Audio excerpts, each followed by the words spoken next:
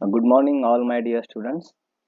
In a previous video, we have seen about what is meant by microbes, characteristics of microbes, list of useful and harmful microbes, as well as we have covered about probiotics and what is meant by probiotic food, etc. And also, we seen about the usefulness of one microorganism, that is lactobacilli. Correct, जिसमें हमने देखा कि lactobacilli का role किस तरह से वो perform करता है ह्यूमन बीइंग के वेलफेयर के लिए, देन इम्पोर्टेंस क्या है लैक्टोबैसिली का, एटसेट्रा थिंग्स हमने प्रीवियस वीडियो में देखे.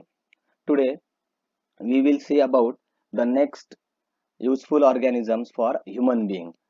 तो यहाँ पे आज हम एक दो ऑर्गेनिज्म के बारे में देखने वाले हैं, that is rhizobium and east. So let's start with this topic.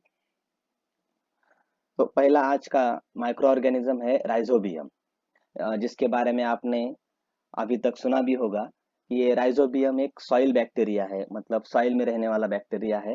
And this rhizobium is called as symbiotic bacteria.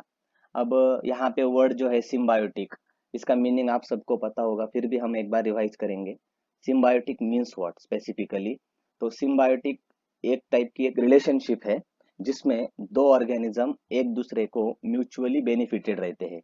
Mutually benefited means what, one organism दूसरे ऑर्गेनिज्म को हेल्प करता है और उसके बदले में दूसरा ऑर्गेनिज्म पहले ऑर्गेनिज्म को हेल्प करेगा. ठीक है, तो ये म्यूचुअल अंडरस्टैंडिंग रहता है for the survival and for the existence. Such type of relationship को हम कहते हैं सिम्बायोटिक रिलेशनशिप. तो ये राइजोबियम सिम्बायोटिक रिलेशनशिप दिखाते हुए सॉइल में रहता है.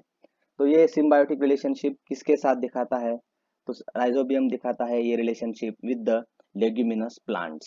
सो लेग्यूमिनस प्लांट्स मीन्स व्हाट, जिसमें हम कहते हैं पल्सेस आते हैं, जिसमें हम सोयाबीन, ग्राउंडनट, देन तूर, ऐसे क्रॉप्स जिनको हम लेग्यूमिनस क्रॉप कहते हैं. तो इन क्रॉप्स के रूट्स के ऊपर स्मॉल स्मॉल नॉट्स तैयार होते हैं जिनको हम कहते हैं नोड्यूल्स. तो इन नोड्यूल्स में ये राइजोबियम प्रेजेंट रहता है. हमेशा लेग्यूमिनस प्लांट के साथ ही राइजोबियम प्रेजेंट रहता है ऐसी बात नहीं है. अदर भी वेरियस स्पेसीज है राइजोबियम के जो अदर प्लांट्स के साथ भी सिम्बायोटिक रिलेशनशिप दिखाते हैं, but mostly rhizobium shows symbiotic relationship with leguminous plants. तो यहाँ पे दिया हुआ है कि rhizobium is associated with formation of root nodules on plants. Means roots के ऊपर नोड्यूल तैयार होने में भी राइजोबियम का रोल है और उसी नोड्यूल्स में ये राइजोबियम सरवाइव होता है. अब एक्चुअली ये नोड्यूल्स में रह के राइजोबियम करता क्या है? जैसे मैंने आपको बताया कि सिम्बायोटिक रिलेशनशिप में ऑर्गेनिजम्स एक दूसरे को हेल्प करते हैं, तो राइजोबियम रूट नोड्यूल्स में रह के किस तरह से प्लांट को हेल्प करता है? तो राइजोबियम एटमॉस्फेरिक नाइट्रोजन को फिक्स करता है एंड कन्वर्ट करता है into nitrate, nitrites and various amino acids. और ये नाइट्रेट्स और नाइट्राइट्स हो या अमीनो एसिड्स हो, प्लांट एब्जॉर्ब करते हैं एंड उनकी नाइट्रोजन की रिक्वायरमेंट कंप्लीट करते हैं. आप सभी को पता होगा प्लांट के वेजिटेटिव ग्रोथ के लिए नाइट्रोजन बहुत इंपॉर्टेंट है. फिर ये नाइट्रोजन अगर प्लांट को नहीं मिला तो प्लांट की ग्रोथ स्टंटेड हो जाती है. तो इसी नाइट्रोजन का सप्लाई लेग्यूमिनस प्लांट को ये राइजोबियम करता है नेचुरली. तो अलग अलग फॉर्म्स में भी ये नाइट्रोजन अवेलेबल करके देता है प्लांट्स को. तो मोस्टली नाइट्रेट फॉर्म में प्लांट इस नाइट्रोजन को एब्जॉर्ब करते हैं, तो राइजोबियम उस नाइट्रोजन को नाइट्रेट फॉर्म में कन्वर्ट करके रेडिली प्रोवाइड करता है प्लांट्स को. तो इसके बदले में प्लांट्स राइजोबियम को क्या देते हैं? तो इसके बदले में प्लांट्स राइजोबियम को देंगे शेल्टर, क्योंकि ये जो नोड्यूल्स और नॉट्स तैयार हुए हैं रूट्स के ऊपर, वही तो राइजोबियम का होम है, शेल्टर देते हैं. और दूसरी हेल्प प्लांट राइजोबियम को करते हैं, that is they provide food. जो भी फोटोसिंथेसिस प्रोसेस से प्लांट्स ने फूड तैयार किया है, जो कार्बोहाइड्रेट रिच फूड है, वो फूड राइजोबियम को प्लांट उसके बदले में देते हैं. इस तरह से राइजोबियम सिम्बायोटिक रिलेशनशिप दिखाता है with the leguminous plants. Okay, got it. फिर से एक बार हम रिवाइज करेंगे कि राइजोबियम एटमॉस्फेरिक नाइट्रोजन फिक्स करके प्लांट्स को प्रोवाइड करता है एंड उसके बदले में प्लांट्स राइजोबियम को शेल्टर प्लस फूड प्रोवाइड करते हैं. इस तरह से उनकी सिम्बायोटिक रिलेशनशिप हम देख सकते हैं, and that's why only rhizobium is called as symbiotic bacteria. Now यहाँ पे इस साइकिल में अगर आप देखेंगे तो किस तरह से root nodal formation leguminous plant में होता है ये दिखाया गया है। स्टेप बाय स्टेप यहाँ पे दिखाया गया है कि हर एक लेग्यूमिनस प्लांट हो या दूसरा कौन सा भी प्लांट हो, उसके रूट्स के ऊपर एक रूट हेयर रहते हैं, small small thread like structures हम जिसको कहेंगे, जो वाटर एब्जॉर्ब करने का, मिनरल एब्जॉर्ब करने का काम प्लांट्स के लिए करते हैं। तो सबसे पहले बैक्टीरिया इन रूट हेयर्स को इन्फेक्ट करता है। एक्चुअली राइजोबियम रहता है तो सॉइल में ही रहता है। जैसे ही लेग्यूमिनस प्लांट सॉइल में जर्मिनेट होंगे तो ये बैक्टीरिया उन प्लांट्स के रूट हेयर को इन्फेक्ट करना चालू करता है। तो ये यहाँ पे दिखाया गया है कि टिप पोर्शन रूट हेयर का इन्फेक्ट किया है बैक्टीरिया ने। ये है फर्स्ट स्टेप। सेकेंड स्टेप में क्या होता है, प्लांट का जो रूट है उसके अंदर या inside of the root cell division चालू होता है। हमेशा एक्चुअली रूट की ग्रोथ होने के लिए प्लांट्स में ये रूट सेल्स का डिवीजन कंटिन्यूअसली चालू ही रहता है। तो ये सेकंड स्टेप में क्या होता है, जहां पे सेल डिवीजन प्लांट के रूट्स में चालू है वहां पर ये इन्फेक्शन पहुंचता है। मतलब राइजोबियम का टारगेट ये रहता है जहाँ पे एक्टिव पोर्शन है रूट्स का वहां तक वो अपनी ग्रोथ करे। तो सेकेंड स्टेप में ये राइजोबियम की ग्रोथ वहाँ जहाँ पे सेल डिवीजन हो रहा है वहां तक हो जाती है। देन थर्ड स्टेप में क्या होता है, ये जो बैक्टीरिया है ये कंप्लीटली उस सेल डिवीजन का जो पोर्शन है वहां पे अपना एक घर बना देता है, वहां का एरिया ऑक्यूपाई करता है। एंड वो bacteria, that means rhizobium bacteria, उस रीजन को या उस पोर्शन को एक नोड्यूल फॉर्म में कन्वर्ट करता है। दैट मीन्स बैक्टीरिया आने की वजह से थर्ड स्टेप में उस प्लांट रूट हेयर जो रहते हैं प्लांट के वहां पे रूट नोड्यूल्स की ग्रोथ होती है, right. And then fourth step में जो कि होए कि जो नोड्यूल वहां पे तैयार हुआ है वो नोड्यूल उनकी conducting system, that means nodule में भी जाइलम एंड फ्लोएम रहते हैं, वो प्लांट के स्टेम का हो या बाकी पार्ट्स के कंडक्टिंग टिश्यूज जो है उनको अटैच होता है। एंड वहीं पे ये बैक्टीरिया भी प्रेजेंट रहता है। मीन्स व्हाट, जो नोड्यूल्स वहां पे तैयार हुए हैं वो नोड्यूल्स तैयार करने में भी बैक्टीरिया रिस्पॉन्सिबल है। एंड उन्हीं नोड्यूल्स में ये बैक्टीरिया सर्वाइव होता है, वहां पे रह के ये एटमॉस्फेरिक नाइट्रोजन को फिक्स करेगा। और वो एटमॉस्फेरिक नाइट्रोजन जब नाइट्रेट फॉर्म में कन्वर्ट होगा तो डायरेक्टली वो conducting tissues of the nodules में जाएगा और वहां से remaining parts of the plant जो है उनको वो नाइट्रोजन सप्लाई होगा। ठीक है, इस तरह से ये हम कहेंगे कि राइजोबियम इन्फेक्शन की ये साइकिल है। यहाँ पे आप देख सकते हो एक ब्रॉड व्यू दिया गया है कि ये रूट नोड्यूल है और इस रूट नोड्यूल के सेंटर में एक रेक्टेंगुलर शेप का एक व्हाइटिश पोर्शन आपको यहाँ पे दिख रहा है, ये है राइजोबियम बैक्टीरिया। और यहाँ पे आप देख सकते हो एक सोयाबीन प्लांट का ये रूट नोड्यूल्स यहाँ पे आपको दिखाया गया है। किस तरह से एक आपको व्हाइटिश व्हाइटिश पोर्शन जो दिखेगा ये नोड्यूल्स का, this is nothing but rhizobium bacteria. Okay, now ये राइजोबियम बैक्टीरिया के रोल्स क्या है, जैसे मैंने आपको एक रोल तो ऑलरेडी बता दिया है कि एटमॉस्फेरिक नाइट्रोजन को फिक्स करके रूट नोड्यूल्स को nitrates, nitrites and amino acid supply करना, ये मेनली राइजोबियम का रोल है। और उसके बदले में प्लांट से वो एनर्जी लेता है in the form of carbohydrates, right. And such beneficial, mutually beneficial relationship को हम सिम्बायोसिस कहते हैं। ये पहला रोल है। सेकेंड रोल क्या है राइजोबियम का, अगर राइजोबियम ने नाइट्रोजन की रिक्वायरमेंट कंप्लीट कर दी प्लांट की, तो farmers do not need to add nitrogen fertiliser. जैसे कि आपने देखा होगा सोइंग जब फार्मर्स करते हैं एंड जब प्लांट ग्रो होते हैं, तो जैसे ही सफिशिएंट वेजिटेटिव ग्रोथ प्लांट्स की कंप्लीट होगी तो फार्मर नाइट्रोजन अप्लाई करता है in the form of urea. Urea एक फर्टिलाइजर है, आप सभी को ये पता होगा। एंड ये यूरिया फर्टिलाइजर नाइट्रोजन सप्लाई करता है प्लांट्स को। तो फार्मर जनरली ये यूरिया अप्लाई करते हैं प्लांट्स की ग्रोथ होने के बाद। बट लेग्यूमिनस प्लांट जब फार्मर ग्रो करेंगे तब फार्मर को एक्सटर्नली यूरिया अप्लाई करने की जरूरत नहीं है, क्योंकि ऑलरेडी राइजोबियम वहां पे ग्रो होने वाला है। एंड ये राइजोबियम लेग्यूमिनस प्लांट की नाइट्रोजन की रिक्वायरमेंट कंप्लीट करने वाला है। So there is a no need of external nitrogen fertilizer application. तो ये एक फार्मर का बेनिफिट होता है because of rhizobium. Then third one अगर आप देखेंगे तो rhizobium turns the top soil of the fields and helps to farmer to maintain the quality of soil. अब ये किस तरह से rhizobium quality of soil maintain करता है, तो जैसे ही लेग्यूमिनस प्लांट का यील्ड आएगा, फार्मर जब उस प्लांट को हार्वेस्ट करेगा, तो जनरली फार्मर एक प्लोइंग ऑपरेशन कैरी आउट करता है उसके फील्ड में। तो ये प्लोइंग ऑपरेशन में क्या होता है, जैसे ट्रैक्टर ड्रॉन प्लो रहते हैं, नहीं तो बुलक ड्रॉन प्लो रहते हैं। तो इस प्लो की हेल्प से सॉइल के लेयर टर्न किए जाते हैं। मतलब प्लोइंग करने की वजह से सॉइल का जो लोअर लेयर रहता है वो अपर साइड आ जाता है और अपर लेयर लोअर साइड आ जाता है। बट ऑलरेडी लेग्यूमिनस प्लांट उस फील्ड में ग्रो होने की वजह से जब लोअर लेयर अपर साइड को आएगा तो राइजोबियम भी अपर साइड पे आता है। करेक्ट। एंड वो जैसे ही अपर साइड पे आएगा तो उसका काम ही है एटमॉस्फेरिक नाइट्रोजन को फिक्स करना, और वो करता रहता है and quality of the soil maintain करता है लोअर लेयर पे भी और अपर लेयर पे भी। इट्स इस तरह से rhizobium quality of soil maintain करेगा। नेक्स्ट वन है rhizobium helps to improve fertility of the soil. अब यहाँ पे fertility of the soil means what, तो fertility means nutrient providing capacity of the soil. अब प्लांट्स को अपनी वेजिटेटिव ग्रोथ कंप्लीट करने के लिए 17 न्यूट्रिएंट्स की जरूरत रहती है। तो out of that 17 nutrients nitrogen nitrogen is the one of the important nutrient. और ये नाइट्रोजन जितना ज्यादा सॉइल में रहेगा उतनी अच्छी ग्रोथ प्लांट्स की होती है।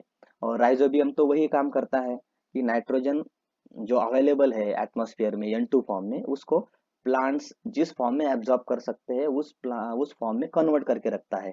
That means rhizobium helps to improve fertility of the soil. अब जब ये नाइट्रोजन का कन्वर्जन वेरियस नाइट्रोजनस कंपाउंड्स में होता है like nitrates, nitrites, amino acids, तो इस प्रोसेस को हम कहते हैं नाइट्रोजन फिक्सेशन। जो प्रीवियस चैप्टर हमने देखा था energy flow in an ecosystem, जिसमें हमने देखा नाइट्रोजन फिक्सेशन कि एटमॉस्फेरिक नाइट्रोजन का कन्वर्जन नाइट्राइट्स में होना, उसके बाद नाइट्रेट्स में होना एटसेट्रा। बट राइजोबियम को ये नाइट्रोजन फिक्सेशन करने के लिए हमेशा लेग्यूमिनस प्लांट की जरूरत रहती है। जहाँ पे आपको दिखाया गया है कि leguminous plants like beans, sweet pea, soybean etcetera plant act as a host for the rhizobium. और क्योंकि जब तक प्लांट के रूट्स पे नोड्यूल्स फॉर्म नहीं होते, राइजोबियम उनमें सर्वाइव नहीं कर सकता।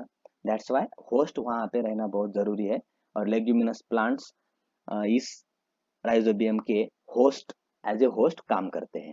करेक्ट। इस तरह से राइजोबियम अपना रोल परफॉर्म करता है। नेक्स्ट वन है, अब इस राइजोबियम का इंपॉर्टेंस क्या है, राइट। अब सबसे पहली चीज है, आजकल आपने देखा होगा कि जब फार्मर सीड सो करता है in rainy season, in winter season, तो सोइंग करने से पहले आजकल फार्मर्स एक सीड को ट्रीटमेंट देते हैं जिसको हम सीड ट्रीटमेंट कहते हैं। तो इसमें आपने देखा होगा एक ब्लैकिश कलर की पाउडर मार्केट में मिलती है, और उसका सोल्यूशन बना के फार्मर्स इस सोल्यूशन को सीड्स के ऊपर पोर करते हैं या सीड्स को उसमें सोक करते हैं। तो ये क्यों होता है ऐसा, जैसे ही फार्मर सीड्स को इस सॉल्यूशन में सोक करेंगे, तो ये राइजोबियम बैक्टीरिया सीड्स का जो आउटर कवरिंग है वहां पे अटैच होता है। और जब ये सीड्स फार्मर सॉइल में सोन करेगा या सॉइल में पुट करेगा, तो राइजोबियम बैक्टीरिया अपना काम चालू करता है, that is fixation of atmospheric nitrogen, जिसकी वजह से वो एक नाइट्रोजन रिक्वायरमेंट कंप्लीट करता है। ऐसा हमने तो ऑलरेडी देखा है। अब फायदा क्या होता है इसकी वजह से, जो फार्मर्स केमिकल फर्टिलाइजर्स अप्लाई करते हैं, आपको पता होगा कि आजकल यील्ड बढ़ाने के लिए फार्मर्स केमिकल फर्टिलाइजर का ज्यादा से ज्यादा यूज कर रहे हैं। बट इस केमिकल फर्टिलाइजर के कुछ डिसएडवांटेजेस भी है, सॉइल का पोल्यूशन होता है, एयर का पोल्यूशन होता है, एक फूड चेन डिस्टर्ब होती है एटसेट्रा। मतलब केमिकल चीज है तो एडवर्स इफेक्ट तो होने ही वाले हैं। तो एक एडवर्स इफेक्ट को ये राइजोबियम मिनिमाइज करता है। क्यों, अगर उसने नाइट्रोजन की रिक्वायरमेंट कंप्लीट कर दी है प्लांट की, तो फार्मर केमिकल फर्टिलाइजर अप्लाई नहीं करने वाला, राइट। और इस तरह से केमिकल फर्टिलाइजर से होने वाले जितने भी लॉसेस है उससे वो राइजोबियम हमें सेव करता है, बचाता है। नेक्स्ट, फार्मर के फर्टिलाइजर के ऊपर जितने भी एक्सपेंसेस होने वाले हैं वो कम हो जाते हैं, क्योंकि सिर्फ क्या करना है, सॉल्यूशन ही लगाना है सीड्स को एंड फाइनली सोइंग करना है, राइट। बट अगर वो ट्रीटमेंट नहीं दिया और फार्मर ने केमिकल फर्टिलाइजर अप्लाई करने की कोशिश की, तो वो फार्मर को परचेस करने पड़ते हैं जिसकी हाई वैल्यू है मार्केट में, लेबर यूज करना पड़ता है वो फर्टिलाइजर एप्लीकेशन करने के लिए, और इस तरह से फार्मर के एक्सपेंसेस ज़्यादा हो जाते हैं। उन एक्सपेंसेस को कम करने में राइजोबियम हेल्प करता है। और आजकल आपने देखा होगा, जैसे मैंने आपको स्टार्टिंग में ही बताया, कि राइजोबियल सॉल्यूशन मार्केट में मिलता है। एक्चुअली ये पाउडर फॉर्म में मिलता है, नहीं तो लिक्विड फॉर्म में भी मिलता है, जिसको हम राइजोबियल इनोकुलेशन भी कहते हैं। ये पाउडर को आपको लिक्विड, दैट मीन्स वाटर में ऐड करना है। उसमें थोड़ा एक जैगरी ऐड करना होता है, उसका एक फिक्स प्रोपोर्शन रहता है, और ये सॉल्यूशन सीड्स को अप्लाई करना होता है। एक सिंपल टेक्निक है, उसको कहते हैं rhizobial inoculation, which helps to increase germination percentage. अब यहाँ पे जर्मिनेशन परसेंटेज मीन्स व्हाट? तो सपोज फार्मर ने 100 सीड्स सोन किए हैं सॉइल में, और 100 सीड्स में अगर 90 सीड्स जर्मिनेट होते हैं, मतलब वो सॉइल से अपनी ग्रोथ अबव द सॉइल दिखाते हैं, जिसको हम कहेंगे जर्मिनेशन। तो सपोज 100 सीड्स में से अगर 90 सीड्स जर्मिनेट होते हैं, तो हम कहेंगे 90% जर्मिनेशन, राइट। बट जब भी हम विदाउट ट्रीटमेंट सीड सोइंग करेंगे, तो जर्मिनेशन परसेंटेज कम होने के चांसेस रहते हैं। बट जैसे ही हम राइजोबियल एप्लीकेशन और राइजोबियम सॉल्यूशन अगर सीड्स को अप्लाई करते हैं एंड देन हम सीड्स सोइंग करते हैं, तो जर्मिनेशन परसेंटेज इंक्रीज होता है। अब इसके बहुत फायदे हैं। जर्मिनेशन परसेंटेज इंक्रीज होगा तो फार्मर्स का यील्ड भी बढ़ने वाला है, प्रोडक्शन भी बढ़ने वाला है, एटसेट्रा। ओके, तो this is the importance of rhizobium. अब राइजोबियम का एक सबसे इम्पोर्टेंट रोल क्या है? तो सपोज कोई सॉइल डिग्रेडेड सॉइल है, मतलब लो क्वालिटी की सॉइल है, तो जनरली लो क्वालिटी सॉइल में क्रॉप ग्रो नहीं होते। क्रॉप्स को अगर स्मूथली परफेक्टली ग्रो होना है, तो ब्लैक सॉइल और न्यूट्रिएंट रिच सॉइल चाहिए। बट ऑल जगह पे ऐसी सॉइल प्रेजेंट रहेगी ऐसा तो है नहीं, समटाइम्स डिग्रेडेड सॉइल्स भी रहते हैं। तो फिर ऐसी जगह पे अगर हमने राइजोबियम ट्रीटमेंट देके अगर सीड सोइंग किया, तो ऐसे डिग्रेडेड सॉइल में भी प्लांट ग्रो हो सकते हैं, क्योंकि वहां पे नाइट्रोजन का सप्लाई कंटिन्यूसली चालू रहने वाला है बिकॉज ऑफ राइजोबियम। तो ये एक इम्पोर्टेंट थिंग है राइजोबियम की वजह से, जो फार्मर को बेनिफिशियल है, कि डिग्रेडेड सॉइल में भी लेग्यूमिनस क्रॉप्स हम ग्रो कर सकते हैं। So in this way rhizobium is important for human being. Now next आज का यूजफुल माइक्रो ऑर्गेनिज्म है, दैट इज ईस्ट। अब ईस्ट के बारे में आपने सुना ही होगा कि जो हम ब्रेकफास्ट में ब्रेड कंज्यूम करते हैं, तो ये ब्रेड प्रिपरेशन में ईस्ट का बहुत इंपॉर्टेंट रोल होता है। तो ये यूजफुल ऑर्गेनिज्म है हमारे लिए। तो इस ईस्ट के बारे में हम जानकारी देखेंगे। अब ईस्ट ये एक माइक्रोब है and which is an unicellular fungus. जैसे हमने माइक्रोब के 7 टाइप्स देखे हैं, उसमें फंगस कैटेगरी में आता है ईस्ट, और वो ये एक यूनिसेलुलर माइक्रोब है, जिसके 1500 डिफरेंट डिफरेंट स्पेसीज अर्थ प्लैनेट में एग्जिस्ट है। इसमें कुछ यूजफुल है हमारे लिए। अब ये ईस्ट जो सेल है, it is eukaryotic type of cell. जैसे कि मैंने आपको पहले ही बताया था कि microbes may be prokaryotic, may be eukaryotic. तो ईस्ट ये ऐसा यूजफुल माइक्रोब है जो यूकैरियोटिक इन नेचर है। As well as yeast is a heterotrophic fungal microbe. अब यहाँ पे हेट्रोट्रॉफिक का मीनिंग आपको पता होगा कि the organism which depends on another organism for obtaining food and survival, correct. और ऑटोट्रॉफिक है, जिसकी एक कॉन्ट्रास्ट टर्म है, जिसमें organisms are able to produce their own food, इनको ऑटोट्रॉफ कहते हैं। तो ईस्ट क्या है? एक हेट्रोट्रॉफिक माइक्रोब है जो डेड ऑर्गेनिक मटेरियल पे ग्रो होता है। जैसे कि मैंने आपको फर्स्ट चैप्टर में ही बताया था, जिसमें हमने क्लासिफिकेशन ऑफ प्लांट्स में देखा था, अगर मॉइस्ट कंडीशन में हम ब्रेड का एक छोटा सा पीस अगर रखते हैं, तो 2-3 दिनों के बाद आपको उस ब्रेड के पीस के ऊपर व्हाइटिश नहीं तो ग्रीनिश और ब्लैकिश ग्रोथ दिखेगी। दैट इज नथिंग बट ये फंगस ग्रोथ। तो कोई भी फंगल माइक्रोब कार्बन कंपाउंड्स पे या डेड ऑर्गेनिक मैटर पे ग्रो होता है, तो ईस्ट भी उसी तरह से कार्बन कंपाउंड्स पे ग्रो होता है। देन ईस्ट जो है, उसकी ग्रोथ एंड उसका मल्टीप्लिकेशन वेरी फास्ट होता है। अब ये कैसे होता है? तो यहाँ पे आप देख सकते हो, ये फंगस सेल्स यहाँ पे दिखाई गई है। ये जब सभी ईस्ट की सेल्स है। स्पेसिफिकली किस तरह से ग्रोथ एंड मल्टीप्लिकेशन ईस्ट का फास्ट होता है, इसके लिए हम एक मैकेनिज्म यहाँ पे देखेंगे। तो ये जो डायग्राम आपको दिख रही है, इसमें ये जो लोअर पोर्शन है, this lower portion is called as parent yeast. Actually original yeast cell है। क्या होता है, जब भी ये ईस्ट कार्बन कंपाउंड के कांटेक्ट में आता है, तो यहाँ पे वो अपने न्यूट्रिएंट एब्जॉर्ब करना, अपनी ग्रोथ कंप्लीट करना, ये इसके जैसे मेटाबॉलिक एक्टिविटी कंप्लीट करता है। अब जैसे ही इस पेरेंट ईस्ट की ग्रोथ कंप्लीट होगी, उसके बाद इस ईस्ट के एक कॉर्नर में एक छोटी सी बर्ड तैयार होती है, और ये बर्ड इस पेरेंट ईस्ट को अटैच रहती है। अब ये बर्ड, आपको बर्ड का मीनिंग पता होगा, एक स्मॉल आउटग्रोथ। तो ये बर्ड पेरेंट ईस्ट को अटैच रहता है, जितने भी न्यूट्रिएंट पेरेंट ईस्ट में प्रेजेंट है उन सभी न्यूट्रिएंट्स को वो एब्जॉर्ब करता है एंड अपनी ग्रोथ कंप्लीट करता है। अगर यहाँ पे आप देखेंगे तो इनिशियली ये बर्ड बहुत स्मॉल रहती है, बट लेटर ऑन ये न्यूट्रिएंट एब्जॉर्ब करके साइज उसकी बढ़ जाती है। एंड एक टाइम ऐसा आता है, इस बर्ड की भी ग्रोथ कंप्लीट होती है and it will detach from here. ये जो आपको कॉन्स्ट्रिक्शन दिख रहा है, इस कॉन्स्ट्रिक्शन से वो डिटैच होती है and again this bud separately grow as a yeast. ये जो टेक्निक है, ये मल्टीप्लिकेशन टेक्निक है ईस्ट में, जिसको हम कहते हैं बडिंग टेक्निक। क्या कहते हैं? Budding technique. और ये बडिंग ईस्ट में फास्टली होता है। एक per day number of east sales बढ़ते ही जाते हैं and only because of this budding mechanism हम कहेंगे कि ईस्ट की ग्रोथ भी फास्ट होती है एज वेल एज मल्टीप्लिकेशन भी फास्ट होता है। ओके, तो ये है ईस्ट का मल्टीप्लिकेशन का मैकेनिज्म, और जिसको हम रिप्रोडक्शन मैकेनिज्म भी कहेंगे, that is budding. Okay, examination में क्वेश्चन आता है कि among the following which type of reproduction is expressed by east, जिसमें एक ऑप्शन रहेगा बडिंग।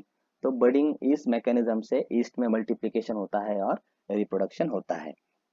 अब जब ये ईस्ट हम हेट्रोट्रॉफिक कहते हैं, तो किस तरह से हेट्रोट्रॉफिक नेचर दिखाता है? तो यहाँ पे आपको दिया गया है कि ईस्ट जब न्यूट्रिशन ऑब्टेन करता है, तो एक्चुअली वो कैसे ऑब्टेन करता है अपने न्यूट्रिशन को? तो yeast cell converts the carbohydrates into alcohol and carbon dioxide, and this process को हम कहते हैं फर्मेंटेशन। दैट मीन्स ईस्ट को अपने लिए जो भी न्यूट्रिएंट्स चाहिए, वो न्यूट्रिएंट्स ऑब्टेन करने के लिए फर्मेंटेशन करना होता है। ओके, तो फर्मेंटेशन प्रोसेस हमने प्रीवियस वीडियो में भी देखी है कि कार्बन कंपाउंड्स उनका डिसइंटीग्रेशन करके एक सोर टेस्ट इम्पार्ट किया जाता है माइक्रोब्स की हेल्प से, क्योंकि वहां पे फर्मेंटेशन प्रोसेस से एसिड तैयार होता है, उसकी वजह से सोर टेस्ट आती है।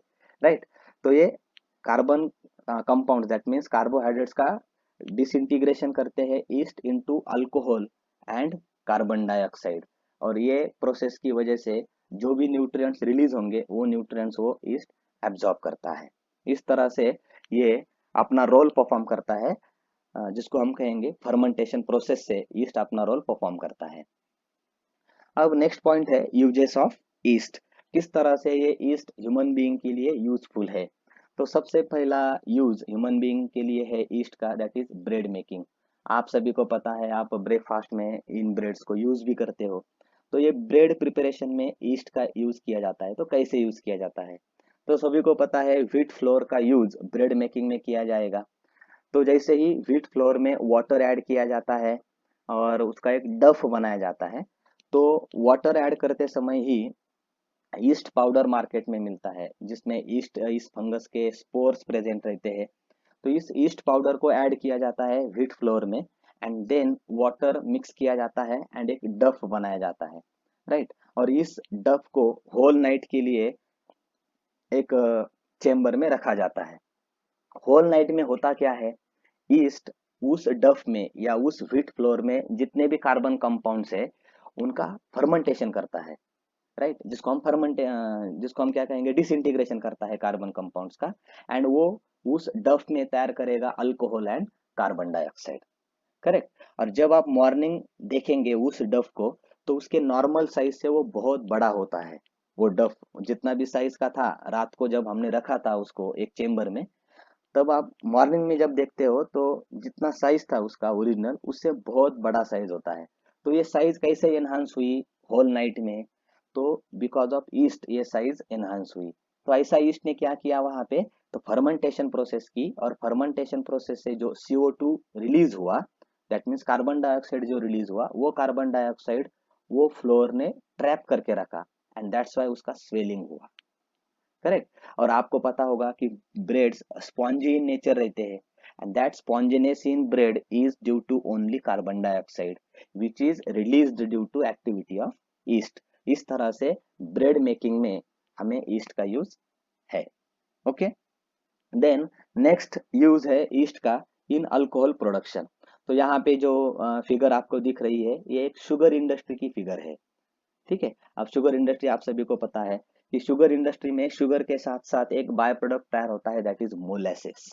राइट। अब इस मोलेसेस का यूज फार्मर डायरेक्टली अपने फील्ड के लिए भी करते हैं, बट आजकल एक वर्ड आपने सुना होगा कि मोलेसेस का यूज इथेनॉल प्रोडक्शन में किया जाता है। Ethanol it is an one type of alcohol, और इस इथेनॉल के बहुत सारे यूजेस है, दैट मीन्स ये पोल्यूशन फ्री है। हम पेट्रोल में भी इसको ऐड करते हैं तो बर्निंग कैपेसिटी बढ़ती है और लेस स्मोक तैयार होता है। ये इथेनॉल। तो ये मोलेसेस से इथेनॉल तैयार होता है। अब मोलेसेस का कन्वर्जन इथेनॉल में करने के लिए यहाँ पे ईस्ट यूज किया जाता है। मतलब जैसे ही शुगर इंडस्ट्री में प्रोसेसिंग होने के बाद जब मोलेसेस बाहर आएंगे इंडस्ट्री से, तो इस मोलेसेस में ये ईस्ट पाउडर ऐड किया जाता है, मिक्स किया जाता है। फिर ईस्ट वहाँ पे फर्मेंटेशन एक्टिविटी करता है, एंड वो वहाँ पे alcohol and as well as carbon dioxide तैयार करता है। बट ये कौन सा अल्कोहल तैयार करता है, तो इथेनॉल अल्कोहल तैयार करता है। और वो इथेनॉल हम हमारे बाकी के यूजेस के लिए, बाकी के कामों के लिए यूज कर सकते हैं। इस तरह से एक पोल्यूशन फ्री सब्सटेंस इथेनॉल तैयार करने के लिए भी हमें ईस्ट हेल्प करता है। नेक्स्ट वन है वाइन प्रोडक्शन। आप सभी को पता होगा कि वाइन तैयार करने के लिए ग्रेप्स यूज किए जाते हैं, जनरली ब्लैक ग्रेप्स यूज किए जाते हैं। नहीं तो बार्ली, जिसको आपने एक बियर नाम का एक लिक्वियर मार्केट में मिलता है, वो तैयार किया जाता है। तो बार्ली हो या ग्रेप्स हो, इनसे ये बेवरेज प्रोडक्ट्स कैसे तैयार होता है, लाइक वाइन एंड बियर। तो यहाँ पे जब ग्रेप्स का हम पहले देखेंगे, तो ग्रेप्स को जैसे ही हार्वेस्ट किया जाएगा, तो उनको एक टैंक में पुट किया जाता है, और उस टैंक में ईस्ट पाउडर मिक्स किया जाता है। एक ईस्ट की स्पेसीज है सैकेरोमाइसिस सेरेविसी। तो इस स्पेसीज का एडिशन किया जाता है उस टैंक में जहाँ पे हमने ग्रेप्स डाले हैं, एंड वो वहाँ पे फर्मेंटेशन करके अल्कोहल तैयार करते हैं, एंड फाइनली प्रोसेसिंग होके वाइन तैयार होती है। एज वेल एज ये जो बियर नाम का लिक्वर मैंने आपको बताया कि ये तैयार करने में भी जो बार्ली एक क्रॉप है उसके ग्रेन्स यूज किए जाते हैं। तो वो बार्ली के ग्रेन्स का फर्मेंटेशन करने के लिए भी हम ईस्ट पाउडर का इस्तेमाल करते हैं। करेक्ट। तो इस तरह से बेवरेज प्रोडक्शन करने के लिए भी हमें ईस्ट यूजफुल है। देन नेक्स्ट यूज है ईस्ट का, दैट इज बायो रेमिडिएशन। तो ये कंसेप्ट आपने सुनी होगी, ये आजकल न्यू कंसेप्ट है जिससे एनवायरमेंट पोल्यूशन बहुत मिनिमाइज किया गया है, दैट इज बायो रेमिडिएशन। तो बायो रेमिडिएशन मीन्स व्हाट, तो जितने भी टॉक्सिक केमिकल कंपाउंड्स है जो हमारे वेरियस प्रोसेसिंग इंडस्ट्रीज की वजह से या हमारे कुछ एक्टिविटी की वजह से ये केमिकल कंपाउंड्स तैयार होते हैं, तो उसमें टॉक्सिक इंग्रेडिएंट्स प्रेजेंट रहते हैं, और ये टॉक्सिक इंग्रेडिएंट्स अगर एनवायरनमेंट में ऐड हुए तो वो एनवायरनमेंट का पोल्यूशन करते हैं। तो कुछ ऐसे माइक्रोब्स आजकल साइंटिस्ट ने डिस्कवर्ड किए हैं कि वो इन टॉक्सिक इंग्रेडिएंट्स को कंज्यूम करते हैं, and toxicity of that chemical compound reduce करते हैं। इसको हम क्या कहते हैं, बायो रेमिडिएशन। तो ये बायो रेमिडिएशन के लिए भी हम ईस्ट का यूज करते हैं।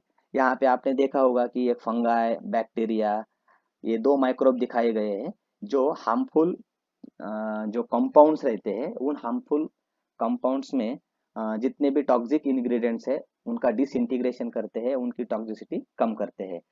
तो यहाँ पे हम फंगाई कैटेगरी में हम ईस्ट का यूज कर सकते हैं।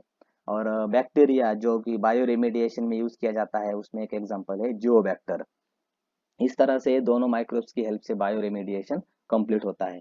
आजकल आपने एक जनरली न्यूज सुनी होगी कि जो ओशन से ट्रेडिंग होता है उसमें बड़े बड़े शिप्स रहते हैं, और वो ऑयल के barrels one country to another country लेके जाते हैं। तो समटाइम्स एक्सीडेंट होता है और ऑयल स्पिलिंग होता है, वो पूरा ऑयल ओशन के सरफेस में या ओशन के सरफेस पे स्प्रेड होता है। जिसकी वजह से वाटर पोल्यूशन होके एक्वेटिक पॉपुलेशन की डेथ होती है। बट आजकल एक जो बैक्टर नाम का बैक्टीरिया है, तो वो बैक्टीरिया उस प्लेस पे रिलीज किया जाता है और वो उस ऑयल में जितने भी टॉक्सिक इंग्रेडिएंट्स है उनको डिसइंटीग्रेट कर देता है। ओके, तो इस तरह से टॉक्सिसिटी कम होती है एंड एक्वेटिक पॉपुलेशन की डेथ को मिनिमाइज किया जाता है। तो ये टेक्निक है बायो रेमिडिएशन, जिसमें हम ईस्ट भी यूज करते हैं। तो इस तरह से ह्यूमन बीइंग के लिए ईस्ट यूजफुल है, जिसमें हमने देखा पहला यूज ब्रेड मेकिंग में, दूसरा यूज अल्कोहल प्रोडक्शन में, then third one wine production में and fourth one bio remediation में। Okay, clear. Now next term है एंटीबायोटिक्स। तो ये कंसेप्ट या ये वर्ड आपने बहुत बार सुना होगा, क्योंकि जैसे ही हम हॉस्पिटल में जाते हैं किसी डिसीज से सफर होने की वजह से, तो डॉक्टर हमें एंटीबायोटिक देते हैं। दैट मीन्स वो एक तो टैबलेट रहेंगे, नहीं तो सिरप रहेगा। तो ये एंटीबायोटिक्स क्या है, तो बैक्टीरियल और फंगल डिसीजेस जो ह्यूमन बीइंग को होते हैं, उन डिसीजेस को कॉज करने वाले जो पैथोजेंस है, उन पैथोजेंस को डिस्ट्रॉय करने के लिए ये एंटीबायोटिक्स हम कंज्यूम करते हैं। ओके, तो एंटीबायोटिक्स की साइंटिफिक डेफिनेशन क्या है, तो carbon compounds obtain from some bacteria and fungi for destroying और preventing the growth of harmful micro organisms are called as antibiotics. तो जो भी हमें डिसीजेस होते हैं वो आइदर बैक्टीरियल रहते हैं, नहीं तो फंगल रहते हैं, और वायरल भी रहते हैं। बट एंटीबायोटिक्स का यूज किसके लिए होता है, जो डिसीजेस जिनका ओरिजिन आइदर बैक्टीरियल है और फंगल है। ओके, तो ये एंटीबायोटिक्स अगेंस्ट बैक्टीरिया भी काम करते हैं, नहीं तो अगेंस्ट प्रोटोजोआ भी काम करते हैं। ये प्रोटोजोआ की वजह से भी डिसीजेस होते हैं ह्यूमन बीइंग में, और बैक्टीरिया की वजह से तो होते ही है, आप सभी को पता ही है, राइट। तो इन माइक्रो ऑर्गेनिज्म की वजह से जितने भी डिसीजेस ह्यूमन बीइंग को होते हैं, तो उन डिसीजेस को क्योर करने के लिए जो भी कंपाउंड्स हम यूज करेंगे, that compounds are called as antibiotics. And interesting fact है कि एंटीबायोटिक्स भी इन्हीं बैक्टीरिया और फंगाई का यूज करके ही बनाए जाते हैं। ओके, तो मतलब जिससे ये डिसीज ओरिजिन होता है, उसी टाइप के अनदर माइक्रो ऑर्गेनिज्म से ये एंटीबायोटिक ऑब्टेन किए जाते हैं। अब इस एंटीबायोटिक के दो टाइप्स है। फर्स्ट वन है broad spectrum antibiotics and second one है नैरो स्पेक्ट्रम एंटीबायोटिक्स। अब what is mean by broad spectrum, broad मतलब वाइड वैरायटी ऑफ बैक्टीरिया, मतलब कौन से भी बैक्टीरियल डिसीज अगर आपको होता है, आप या सफर होते हो कौन से भी बैक्टीरियल डिसीज से, तो एक एंटीबायोटिक हम सभी बैक्टीरियल इन्फेक्शन के लिए यूज करते हैं। ऐसे एंटीबायोटिक्स को कहते हैं broad spectrum antibiotics. And second category है नैरो। इसमें वर्ड ही इंडिकेट करता है, नैरो मीन्स एक लिमिटेड माइक्रो ऑर्गेनिज्म के लिए यूज किया जाता है। अगर हमें पता है कि कौन से माइक्रो ऑर्गेनिज्म की वजह से ये डिसीज होता है, तो उसको क्योर करने के लिए नैरो स्पेक्ट्रम एंटीबायोटिक्स का यूज किया जाता है। तो ब्रॉड स्पेक्ट्रम एंटीबायोटिक्स के कुछ एग्जांपल है, उसमें आता है ampicillin, amoxicillin, tetracycline etcetera. And narrow spectrum antibiotics में आते हैं penicillin, gentamicin, erythromycin etcetera. Examination में आपको एक स्ट्रेट फॉरवर्ड क्वेश्चन पूछा जाता है कि among the following which is the example of broad spectrum antibiotic, और among the following which is the example of narrow spectrum antibiotic. तो ये आपको ध्यान में रखने हैं। Okay, so this is about antibiotics. ये ओनली फंगस की वजह से तैयार होते हैं ऐसी नहीं, ऐसी बात नहीं है। Bacteria as well as fungus दोनों का भी यूज किया जाता है फॉर एंटीबायोटिक प्रोडक्शन। अब जब हम एंटीबायोटिक कंज्यूम करते हैं तो हमें सर्टन प्रिकॉशंस लेने पड़ते हैं। आपको ये सभी को पता भी होंगे कि डॉक्टर्स हमें स्ट्रिक्टली कुछ इंस्ट्रक्शन देते हैं जब भी हम ये एंटीबायोटिक्स लेते हैं। तो जनरली कौन से प्रिकॉशंस लेने चाहिए वो हम देखेंगे। तो पहला प्रिकॉशन है कि हमें एंटीबायोटिक्स लेने चाहिए only when prescribe by the doctor. जब भी डॉक्टर देंगे आपको ये प्रिस्क्रिप्शन में एंटीबायोटिक्स, तभी आपको ये लेने हैं। सेकेंड क्वेश्चन आपको लेना है कि don't purchase any antibiotic from medical stores without prescription from doctor. बिल्कुल भी नहीं ऐसा करना है आपको। जब डॉक्टर्स आपको बताएंगे ये एंटीबायोटिक आपको लेना है, तभी आपको ये परचेस करना है। थर्ड प्रिकॉशन आपको लेना है कि don't consume antibiotics on your own treat to common diseases like throat infection, common cold और इन्फ्लुएंजा। ये सीरियस डिसीजेस है जिसमें हमें हमें जो लगता है वो एंटीबायोटिक हमने बिल्कुल कंज्यूम नहीं करने हैं। पहले हमें डॉक्टर का एडवाइस लेना ही चाहिए। नेक्स्ट वन है, अगर आपको डॉक्टर्स ने कोई एंटीबायोटिक का कोर्स कंप्लीट करने के लिए दिया है स्पेसिफिक डिसीज क्योर करने के लिए, तो वो कोर्स आपको कंप्लीट करना है। मोस्ट ऑफ द टाइम क्या होता है, आप थोड़ा बेटर फील करने लगे तो आप वो कोर्स कंप्लीट नहीं करते, बट ऐसा नहीं करना है, होल कोर्स आपको कंप्लीट करना है। Then last one and very important, कि don't suggest to others the antibiotics which were useful to you. ऐसा कभी नहीं होता कि एक एंटीबायोटिक जिसने आपको अच्छा रिजल्ट दिया है वही सेम एंटीबायोटिक दूसरे पर्सन को अच्छा रिजल्ट दे, क्योंकि हर एक की इम्यूनिटी पावर अलग अलग रहती है। तो ऐसा कभी भी आपको सजेस्ट नहीं करना है कि ये एंटीबायोटिक मैंने यूज किया था तो मुझे बहुत बेनिफिट हुआ इससे, तो आप भी ले लो। तो इस तरह से नहीं होता है। तो ये कॉमन प्रिकॉशंस है जो आपको एंटीबायोटिक यूज करते समय ध्यान में लेने हैं। अब नेक्स्ट है कि बहुत सारे इंस्टीट्यूट्स वर्ल्ड में भी है, इंडिया में भी है, जो कि यूजफुलनेस ऑफ माइक्रो ऑर्गेनिज्म के बारे में रिसर्च कर रहे हैं, किस तरह से ये ह्यूमन बीइंग के लिए वेरियस माइक्रो ऑर्गेनिजम्स यूजफुल है। तो इंडिया में अगर आप देखेंगे तो specifically the National Institute of Virology, which is located in Maharashtra, that means in Pune. तो इस्टेब्लिश्ड इन 1952 एक्चुअली। तो ये National Institute of Virology research करती है continuously to for the diseases like measles, jaundice, fever, as well as all the diseases related with the lungs, right? तो ये National Institute of virology जैसे और भी institutes है जो माइक्रो ऑर्गेनिज्म के यूजफुलनेस के बारे में स्टडी कर रहे हैं। और इंटरनेशनल लेवल पे ये सभी इंस्टीट्यूट्स को हेल्प कर रही है WHO, that is World Health Organization. तो ऐसे स्पेसिफिकली दो इंस्टीट्यूट्स है जो इन माइक्रो ऑर्गेनिज्म के यूजफुलनेस के बारे में स्टडी कर रहे हैं। नाउ एक पेनिसिलिन, जो आपने ये वर्ड बहुत बार सुना होगा कि दुनिया में पहला जो एंटीबायोटिक बनाया गया, दैट एंटीबायोटिक वाज पेनिसिलिन। तो ये फंगस से ऑब्टेन किया जाता है ये पेनिसिलिन, और इसकी discovery by the scientist Alexander Fleming इन्होंने की है, आप सभी को पता होगा। एंड पेनिसिलिन की डिस्कवरी एक एक्सीडेंटल डिस्कवरी है। मतलब वो अलेक्जेंडर फ्लेमिंग एक अलग बैक्टीरिया के ऊपर काम कर रहे थे, बट वो काम करते करते उनको पेनिसिलिन का डिस्कवरी हुआ था, उन्होंने किया था। तो एक एक्सीडेंटल डिस्कवरी है, बट उन्होंने इस पेनिसिलिन ने एक मेडिकल फील्ड में एक माइलस्टोन खड़ा कर दिया, क्योंकि एवरी फंगल डिसीज के ऊपर या कौन से भी डिसीज के ऊपर ये पेनिसिलिन का यूज किया जाता है। तो मेनली जो स्टैफिलोकोकाई, क्लोस्ट्रीडिया, स्ट्रेप्टोकोकाई, इन बैक्टीरिया की वजह से जो इन्फेक्शंस होते हैं, इन इन्फेक्शंस को क्योर करने के लिए हम पेनिसिलिन इस एंटीबायोटिक का यूज करते हैं। एज वेल एज जितने भी bacterial infections related with the ear, nose, throat and skin, as well as some diseases like pneumonia और स्कारलेट फीवर, तो इनको क्योर करने के लिए भी हम पेनिसिलिन का यूज करते हैं। मतलब हम ऐसा इन शॉर्ट कह सकते हैं कि penicillin is a universal antibiotic. हम मोस्ट ऑफ द डिसीजेस को क्योर करने के लिए पेनिसिलिन का यूज करते हैं, जिसको हम अनदर लैंग्वेज में ब्रॉड स्पेक्ट्रम एंटीबायोटिक भी कह सकते हैं। तो एक माइलस्टोन खड़ा करने वाला एक डिस्कवरी था ये पेनिसिलिन। ये किसने किया है? By the scientist Alexander Fleming. Okay, so this is about useful microorganism, that is rhizobium and yeast, as well as हमने दो न्यू कंसेप्ट देखे, that means antibiotics and penicillin. Okay, तो आई होप आपको ये टॉपिक समझ में आया होगा। कुछ डाउट है तो आप मुझे व्हाट्सअप कर सकते हो। Thank you so much.